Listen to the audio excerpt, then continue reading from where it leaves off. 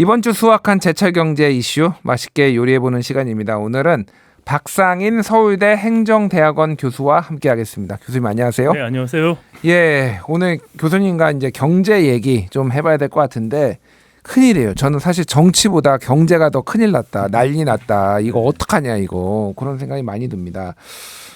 교수님 저서 중에 지속 불가능 대한민국이라는 책이 있어요. 사실 이거 네. 탄핵하고는 뭐 탄핵이나 이 저기 계엄하고는 아무 관련이 없는 네, 그런 22년에 나온 책입니다. 2022년에 네. 윤석열 정부 시작할 때 즈음이네요. 그러니까 네, 뭐 그렇다고 볼 수 있네요. 그때 네. 이미 윤석열 정부가 지속 불가능하다고 생각을 하신 건가요? 뭐 그때 경제가 좀 불가능한 건가요? 이 그래서 책은 뭐 윤석열 정부 이야기 직접 쓴 건 아니고요. 예. 한국 경제가 한 2011년 이후부터 제조 경쟁력이 상실되고 있는 제조 위기가 시작됐다라는 예. 거, 그리고 그가 동시에 한국의 사회위기들, 그 양극화, 자영업 문제, 노인빈곤, 청년 실업, 저출산 이런 사회 문제들, 이런 것들도 구조적인 문제에서 비롯되고 있다.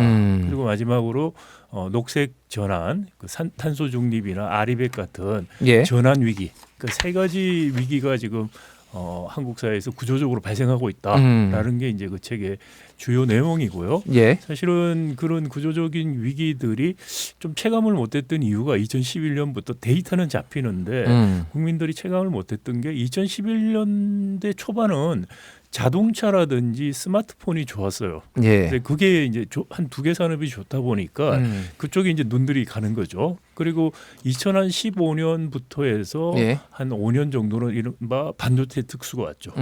그러다 보니까, 그리고 이제 코로나 또 위기가 오고 하면서 그런 큰 어떻게 보면 이벤트성 그런 특수들이 있고, 또 코로나 팬데믹이 발생하고 하면서 구조적인 문제들이 좀 가려졌는데 그게 이제 가라앉고 2022년 이때쯤부터 위기가 이제 체감이 되는 거죠. 예. 특히 이제 반도체 같은 경우도 2022년, 23년 가면서 특수가 끝나고 오히려 반도체 지금 상당히 안 좋은 국면으로 들어가고 있고, 예. 그러다 보니까 다른 뭐 석유화학이라든지 철강 같은 것도 지금 수면 위로 이제 위기들이 나오고 있어요. 이제 그런 게 전반적으로 어떻게 보면은 제가 22년에 이야기했던 문제들이 지금은 체감하는 문제로 나타나고 있는 국면이다, 이렇게 그렇군요. 생각이 됩니다. 예, 구조적으로 우리가 좀 한 단계 도약하기 위해서는 여러 가지 경제적인 체질 개선, 구조 개혁을 했어야 되는데 그 시기를 지금 허송세월을 보낸 거 아니냐, 저는 이 생각이 들어요. 그런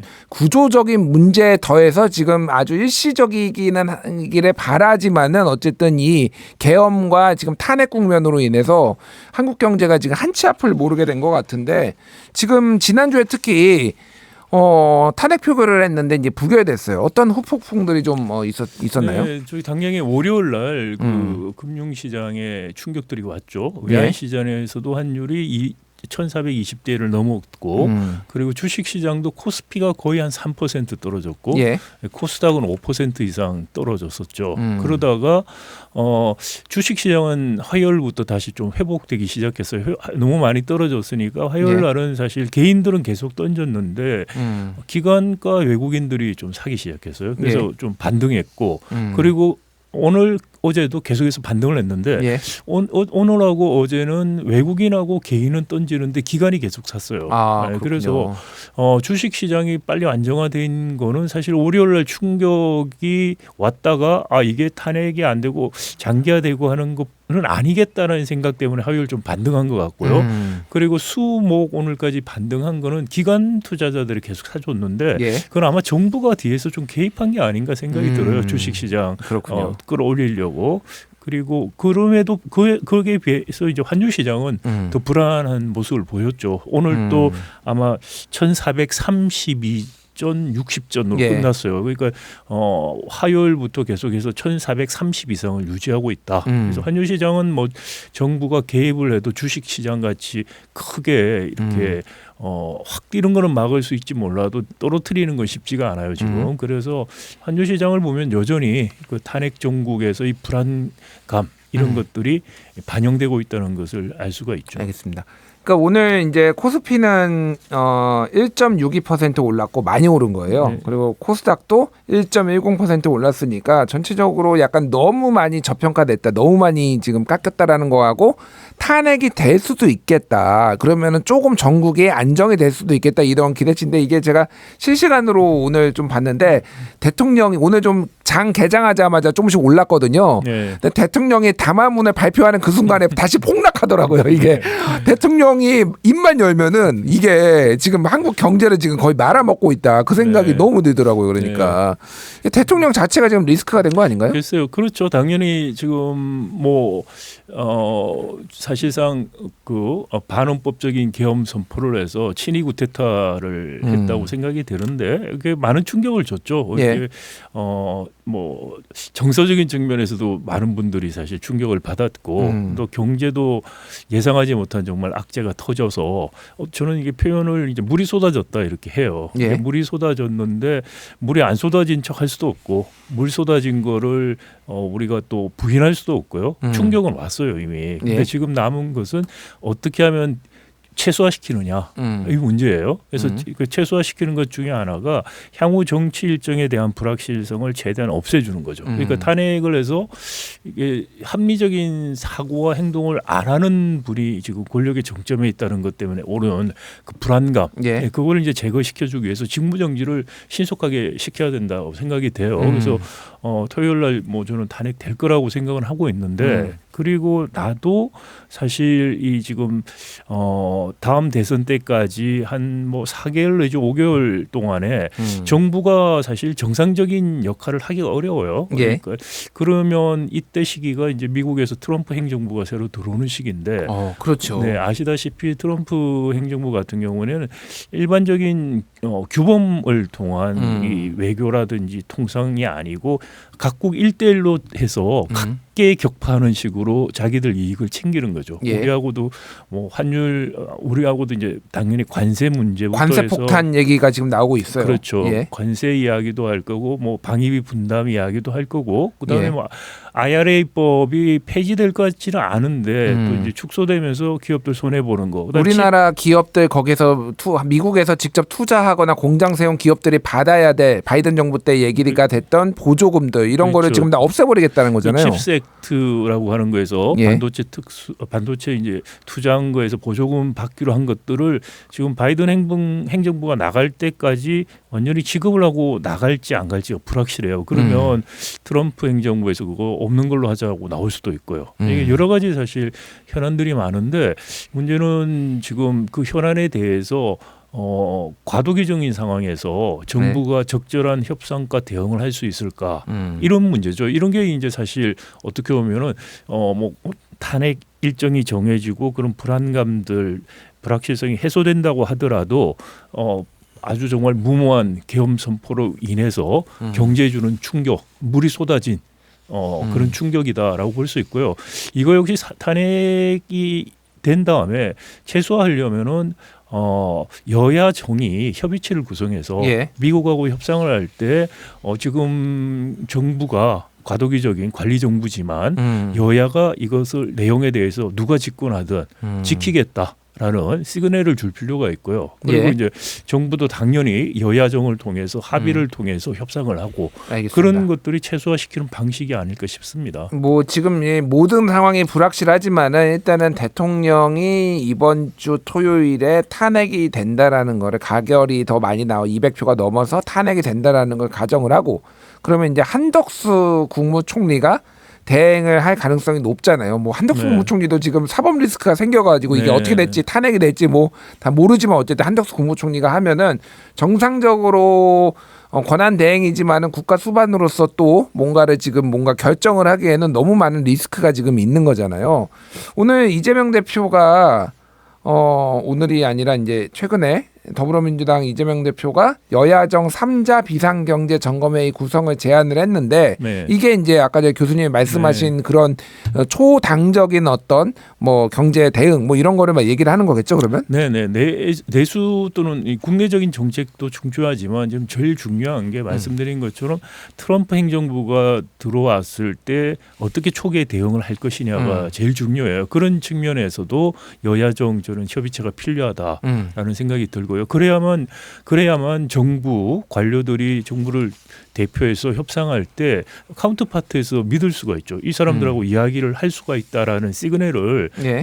여야가 같이 줘야 된다라고 생각이 되고요. 그래서 정부는 여야정 협의체를 통해서 여야에게 정보를 다 주고 합의를 통해서 트럼프 행정부하고 협상하는 전략으로 가야 된다라는 거고 또 이번에 예산안이 헌정사상 처음으로 감액한 거를 통과시켰어요. 예. 저는 그건 조금 유감스럽습니다. 왜냐하면은 아직까지 뭐 12월 시간이 남아 있고 그다음에 탄핵이 될 가능성도 굉장히 높았는데 내년도 예산 처리를 굳이 감액 처리를 감행할 필요가 있었을까라는 생각이 들고요. 그리고 나서는 여야정 협의체를 구성하자고 이야기하는 건 좀 앞뒤가 안 맞는 이야기 같이 들릴 수가 있어요. 예. 그래서 여야정 협의체가 뭐 특히 이제 여야 간의 이런 뭐 감정 싸움 또는 정부하고 야당 사이 이런 예산 관련된 그런 좀 앙금이 남아 있을 수 있는데 지금은 사실은 그게 중요한 게 아니고 특히 대외 문제를 생각하면은 여야정 협의체를 구성해서 그런 것들까지 알겠습니다. 포함해서 이야기해야 된다고 생각합니다. 이제 예산 말씀하셨는데 지금 사실 이제 민주당이 굉장히 많이 삭감을 하긴 했는데 한 4조 7천억 원 정도, 4조 뭐 7천억 원, 뭐 9천억 원 이 정도, 4조 7천인가요? 4조 1천억 원을 했다가 추가로 더 이제 삭감을 네. 한 부분이 있어서 네. 예.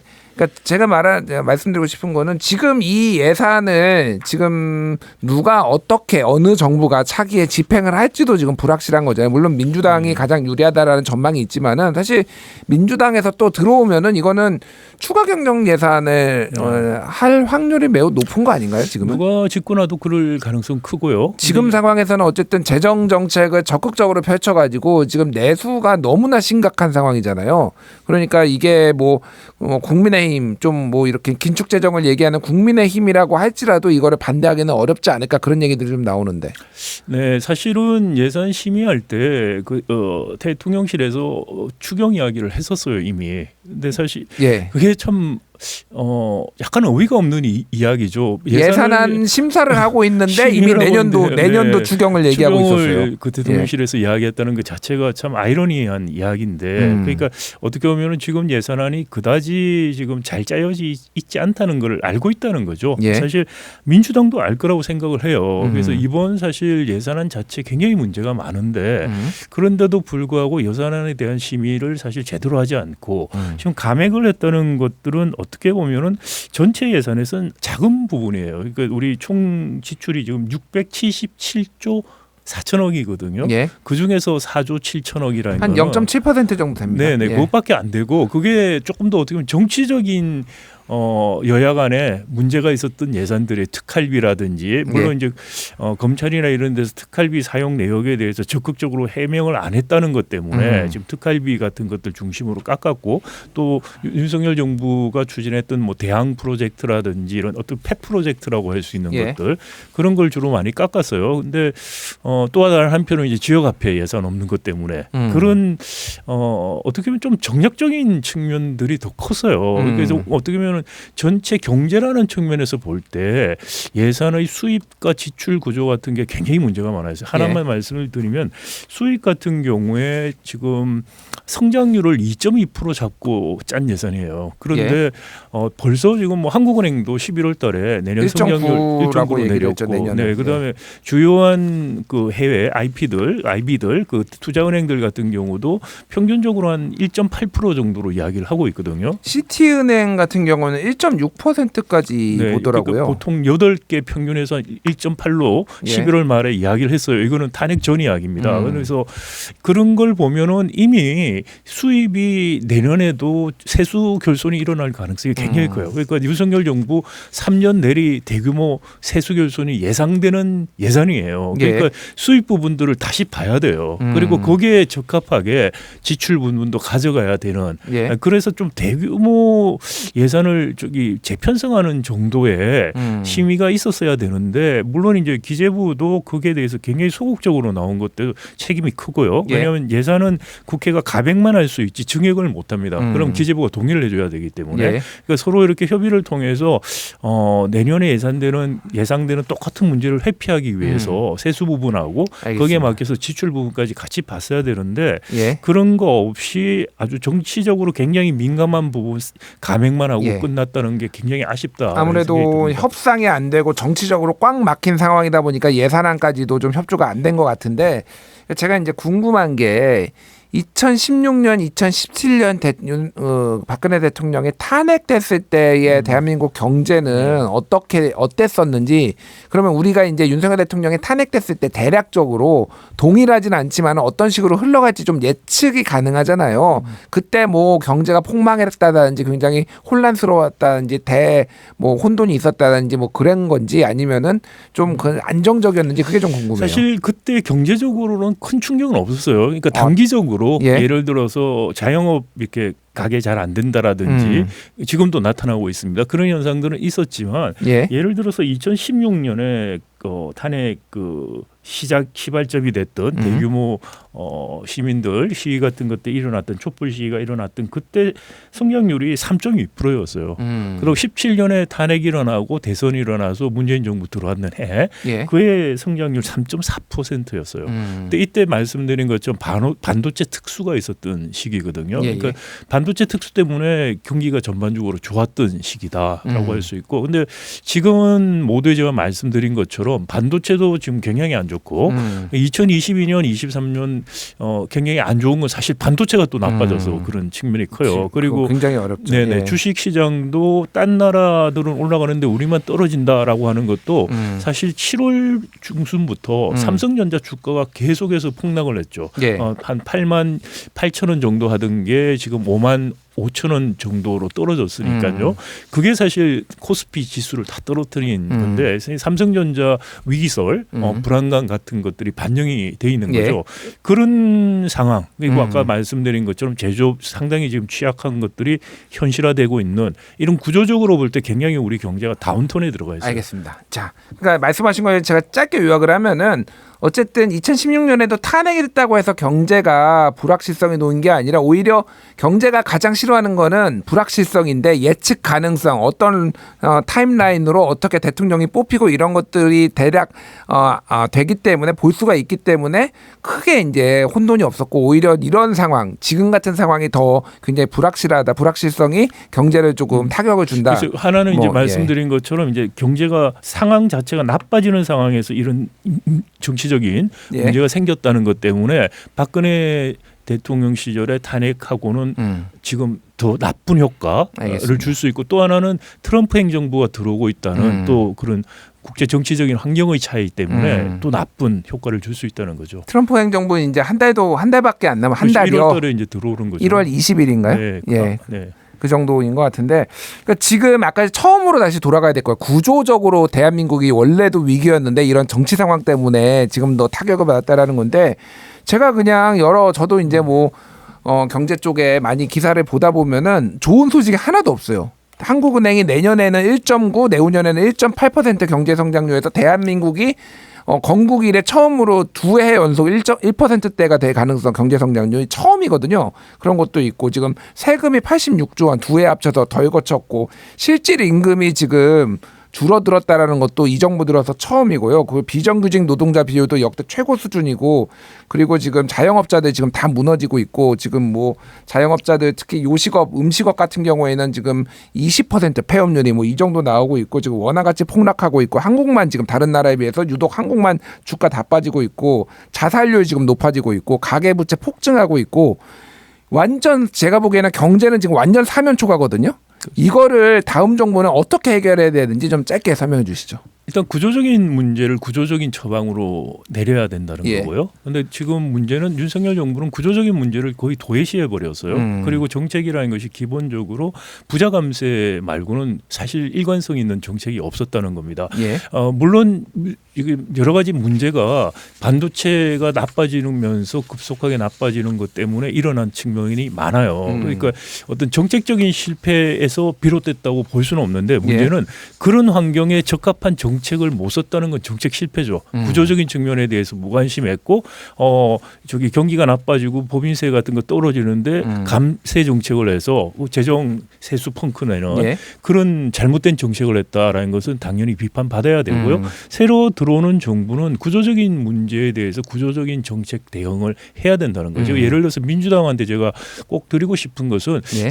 낙수 효과 없다라고 비판을 하면서 본인들은 자꾸 재정 통해서 좀 짧게? 마중물 예, 예. 이야기를 해요. 예. 그런데 그게 우리가 재정 승수 이야기인데 지금 상황에서는 재정 승수도 없어요. 그렇게 재정으로 쉽게 해결할 수 있는 상황이 아니다. 예. 구조적인 문제 구조적으로 해결하고 어려운 분들에 대한 알겠습니다. 대책은 또 대책대로 가야 된다는 말씀 예. 꼭 드리고 싶습니다. 구조적인 문제는 저희가 다음에 한번 모시고 얘기를 듣도록 하겠습니다. 지금까지 박상인 교수와 함께했습니다. 감사합니다. 네, 감사합니다.